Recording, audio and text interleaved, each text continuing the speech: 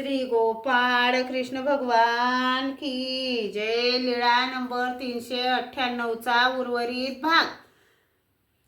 अहो यल्लन भट्टाच्या घरी पलंगावर बसून चादर तुनावी, ताट वाटीत तुपा भाताचे जेवण करावे, पलंगा गादीवर झोपावे असे तुम्हाला कुठे सांगितले होते? आणि तुम्हाला 2 पर पावेतो झाडाखाली बसून चादर तुनावी, तिसऱ्या परी भिक्षा करावी, नदी काठी जेवण करावे, देवळात झोपावे असे सांगितले होते.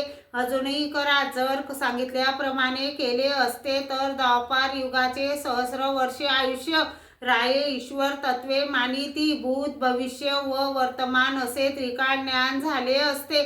तेव्हा ते गप्पच राहिले. मग सर्वज्ञांनी म्हटले, परंतु असे का बरं होईल? आपल्या कर्माने पाय पसरून मरावे ते कसे चुकेल? ओजळीभर मिळावे ते पायलीभर कसे मिळेल? एकाच्या मताने कणभर मिळावे ते ओजळीभर कसे मिळेल? यावर सर्वज्ञांनी जळ मांडवीयेचा दृष्टांत सांगितला.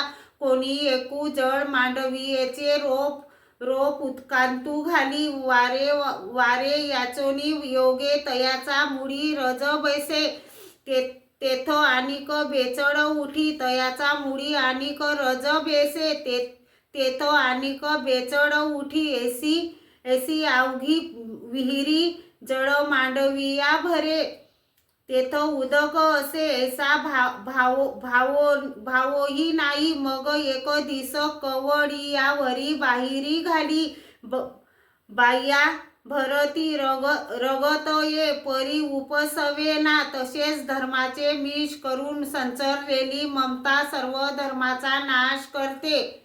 श्री गोपाळ कृष्ण भगवान की जय।